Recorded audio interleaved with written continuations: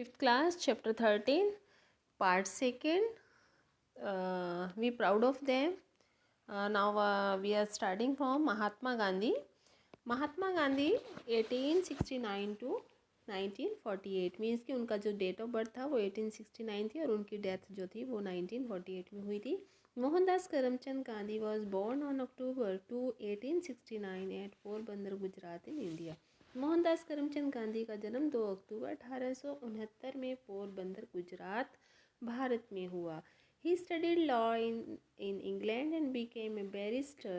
He started law practice in South Africa. In South Africa, he was shocked to see the condition of black people and Indians that settled there. The white treated them as third-class citizens and untouchables. Gandhiji vowed to fight against the racial discrimination and injustice. He brought Indians and blacks close to each other and asked them to fight and protest against the injustice done to them. Mahatma Gandhi ji England में पढ़े. वहाँ पर उन्होंने वकालत की पढ़ाई की और एक बैरिस्टर बन गए. उन्होंने अफ्रीका में साउथ अफ्रीका में लॉ की प्रैक्टिस की. साउथ अफ्रीका में वे जाकर बहुत ही शॉक्ड हो गए थे ये देख कर कि वहाँ पर काले लोगों को और भारतीयों को, जो वहाँ भारतीय सेटल हो रहे थे, उन लोगों के साथ जो हालात थे उन्हें देखकर वो काफ़ी शॉक्ड हुए थे. उन्होंने देखा कि जो सफ़ेद लोग थे, वाइट लोग थे, जो गोरे लोग थे, वो ब्लैक्स को और वहाँ सेटल्ड इंडियंस को थर्ड क्लास का सिटीजन मानते थे और उन्हें अछूत समझते थे. उनको अपने आप को छूने भी नहीं देते थे. तो गांधी जी ने शपथ ली कि वो जो ये रंग और रूप से जो डिस्क्रिमिनेशन हो रहा है उसके खिलाफ वे उसके खिलाफ वे लड़ाई करेंगे और इस अन्याय को ख़त्म करेंगे. उन्होंने क्या फ़ैसला किया कि उन्होंने इंडियंस और ब्लैक्स को आपस में एक दूसरे के नज़दीक लाए और उन दोनों इनको कहा कि एकजुट होकर इस अन्याय के खिलाफ आवाज़ उठाएं और इसके खिलाफ आंदोलन करें जो कि उनके प्रति हो रहा था, वह इनजस्टिस, वह अन्याय. He coined his mode to of fire Satyagraha which strongly stated that one should stick to one's demand and try to persuade the opponent to accept it without using physical force or violence. In South Africa, Gandhiji fought for 20 years and got success in removing of these discriminatory law. Gandhi ji ने अपने आंदोलन को, जो कि गोरे लोगों के खिलाफ था, उसके लिए उन्होंने सत्याग्रह का रूप अख्तियार किया.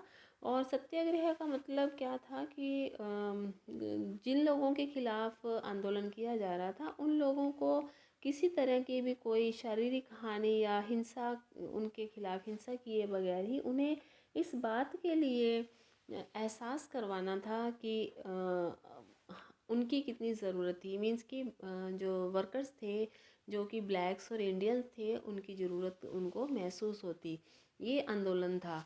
यानी कि बिना किसी लड़ाई झगड़े के केवल उनका सत्याग्रह करके, उनको कोऑपरेट ना करके ऐसा महसूस कराना कि उनके बिना गोरों का काम नहीं चल सकता, ये सत्याग्रह था. और अंत में साउथ अफ्रीका में गांधी जी इसके लिए लड़े, 20 साल तक लड़े और बहुत से ऐसे कानून जो कि अन्याय करने वाले थे, शोषण करने वाले लॉज थे, उनको वहाँ से ख़त्म करने में सफल भी हुए. Gandhi ji return to India in 1950. Here too he was disheartened to see the miserable conditions of Indians in their own country. Gandhi ji Bharat में 1915 में लौटे साउथ अफ्रीका से. यहाँ पर भी ये देखकर उनका दिल बहुत ही दुखी हुआ कि भारतीयों की जो स्थितियाँ थी वो भी बहुत निराशाजनक थी, बहुत कमज़ोर थी. They were being ruled by British. They were ruled by British. He pleaded people to disobey the British rule. उन्होंने देखा कि यहाँ पर भी भारतीय जो हैं वो ब्रिटिश लोगों के अधीन हैं, उनके गुलाम हैं, और उन्होंने ये अपील की लोगों से कि जो ब्रिटिश सरकार के जो कानून हैं, उनके नियम हैं, उनका उल्लंघन करें। This was called non corporation movement. इस मूवमेंट को नॉन कॉरपोरेशन असहयोग आंदोलन का नाम दिया गया। Hundreds of the students left government school, many people resign government jobs. इस असहयोग आंदोलन के अंतर्गत सैकड़ों लोग बच्चों ने, विद्यार्थियों ने गवर्नमेंट स्कूल्स त्याग दिए, और बहुत सारे लोगों ने सरकारी नौकरियों से त्याग पत्र दे दिया। In 1942 Gandhi ji started the quit India movement. 1942 में गांधी जी ने भारत छोड़ो आंदोलन शुरू किया। ही आज the Britishers to quit India. He was arrested and later released in 1944। उन्होंने ब्रिटिशर्स को कहा कि तुम भारत छोड़कर ये चले जाओ। इसी बात पर उन्हें अरेस्ट किया गया और 1944 में उन्हें जेल से मुक्त किया गया। The main weapons of Gandhi ji was ahimsa और नॉन वायलेंस। गांधी जी का जो मुख्य हथियार था आंदोलन करने का, वो अहिंसा था और नॉन वायलेंस, मतलब कि किसी से मार पिटाई करे बगैर, किसी को गाली गलौज दिए बगैर, किसी से हाथापाई करे बगैर ही अपने कानून को मनवाना था। गांधी जी से ideas were liked by some people. Gandhi ji के विचार कुछ लोगों के द्वारा पसंद किए जाते थे। He was shot dead on 30 January 1948 at Delhi by fanatic Nathuram Godse. 30 जनवरी 1948 को दिल्ली में नाथूराम गोडसे के द्वारा उनको गोली मारकर उनकी हत्या कर दी गई। But his death was even more glorious. It made his high ideas far more powerful than even before. लेकिन उनकी मृत्यु के बाद भी वे बहुत चमकते रहे। उनके विचारों को मान्यता मिली और उनके विचारों को पहले से भी अधिक माना जाने लगा। He is rightly called the father of nation. उनको ठीक ही कहा जाता है। क्या कहा जाता है उन्हें? Father of the nation. उन्हें ठीक ही कहा जाता है। नेक्स्ट है मार्टिन लूथर किंग। 1929 में इनका बर्थ हुआ था और 1968 में इनकी डेथ हुई थी। Doctor Martin Luther King was a black American. Doctor Martin Luther black American राजा था। He was highly educated person. वह उन्होंने बहुत उच्च शिक्षा प्राप्त कर रखी थी। Being black he also got the same treatment as the other blacks. जैसे कि वो काले थे, सो बाकी काले लोगों की तरह उनके साथ भी वैसा ही अभद्र व्यवहार हुआ। He was ill treated at every step. हर कदम पर उनके साथ नीचता का व्यवहार किया गया। Although slavery was abolished in USA in 1862। तो यूएसए में 1862 में जो गुलामी की प्रथा थी वो समाप्त कर दी गई थी। Some whites still cherished grudges against blacks. ये प्रथा ख़त्म होने के बाद भी बहुत कुछ ऐसे वाइट लोग, ऐसे ख़राब लोग थे, ग्रजेस थे जो ब्लैक्स लोगों के खिलाफ बहुत क्रूरता रखते थे। Martin Luther opposed this strongly. Martin Luther ने ऐसे गोरे लोगों का विरोध किया। During his political career he launched movements to stop discrimination against blacks. अपने पॉलिटिकल कैरियर के दौरान उन्होंने ये ब्लैक्स के प्रति जो दुर्भावना थी उसको ख़त्म करने के लिए मूवमेंट किया, यानी आंदोलन चलाया। As a result the government had to finally stop discrimination. और परिणाम ये हुआ कि सरकार को आखिर में ये जो डिस्क्रिमिनेशन था, ये जो भेदभाव था, ये जो शोषण था, जो काले लोगों को बसों में बैठने में, शिक्षा देने में, उनको रोज़गार देने में, उनको पब्लिक प्लेसेस पर जाने में जो उनका शोषण किया जाता था, उसको आखिर में ख़त्म कर दिया गया। He followed the same path of Mahatma Gandhi. उन्होंने भी महात्मा गांधी की तरह वही रास्ता अपनाया उनका भी रास्ता था नॉन वायलेंस। उन्होंने बिना मारपीट, बिना किसी हिंसा के अपनी ज़रूरतें, अपनी मांगें मनवाई। Bond he was honored with Nobel Prize for his peace making efforts। और उनको शांति पुरस्कार, नोबल शांति पुरस्कार से सम्मानित किया गया, क्योंकि उन्होंने ये जो अपने लोगों को जो अधिकार दिलवाए थे उसके लिए उन्होंने शांतिपूर्वक कार्य किया था।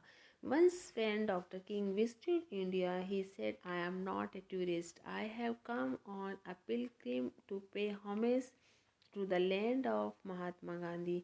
और एक बार जब किंग लूथर भारत में आए थे तो उन्होंने कहा था कि मैं कोई यात्री नहीं हूँ, बल्कि मैं तो एक तीर्थ स्थल पर आया हूँ, जहाँ पर जो महात्मा गांधी की भूमि है, वहाँ पर महात्मा गांधी को श्रद्धांजलि देने आया हूँ। He worked for the cause of humanity. उन्होंने मानवता के लिए कार्य किया। इसके बाद है एक बहुत ही ग्रेट लेडी जिन्होंने सब ऊंचाइयों को छोड़कर गरीबों की बहुत मदद की, वो है mother Teresa. Mother Teresa was born in Albania. At the age of 16, she became a nun. When she was 18 years old, she was sent to a convent in Kolkata. There was a slum colony called Moti Jheel near to her convent. She noticed the poor people of that area. They were illiterate, ill-fed, and sick. She started going to that slum regularly. There she met the children and offered her services by providing happily food, medicines and clothes. Seeing the misery and poverty of his slum, she decided to open a separate institution of dedicated workers who would help her to serve humanity। Mother Teresa का जन्म Albania में हुआ था। जब वो 16 साल की थी तो वे नन बन गई थी। नन जो कि चर्च में सेविका होती है। और जब वो 18 साल की हुई तो उन्हें कोलकाता, भारत में कोलकाता में भेजा गया।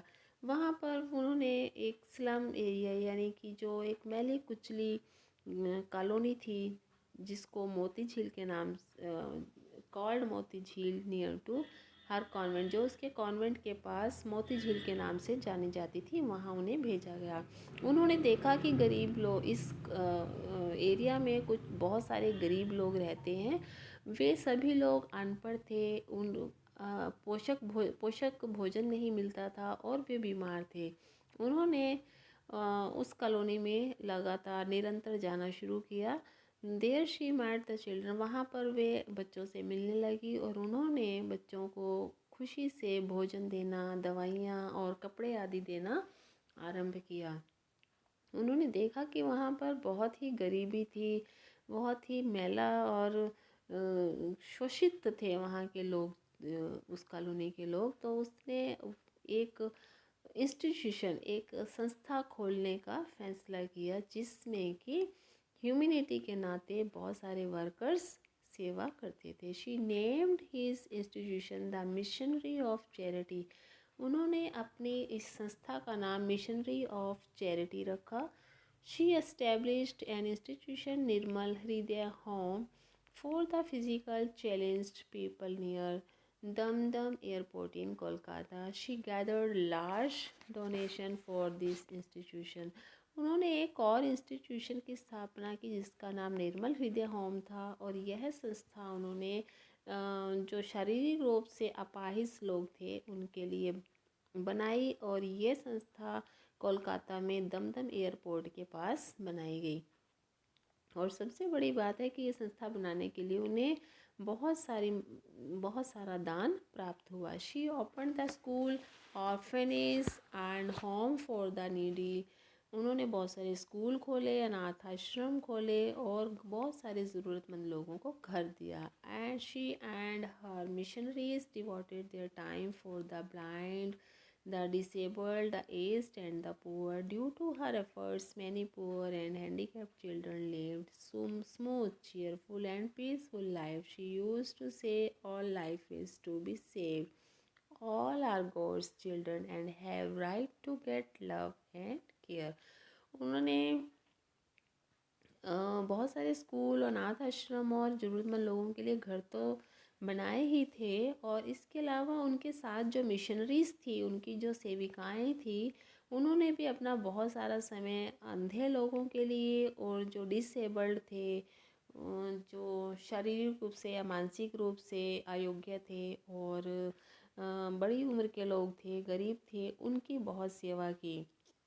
उनके गरीबों और अपाहिज बच्चों के कारण बहुत सारे गरीब और बच्चे अपने जीवन को सरल रूप से चला सके, उनके जीवन में खुशियाँ आई और उन्हें शांतिपूर्वक जीवन प्राप्त हुआ।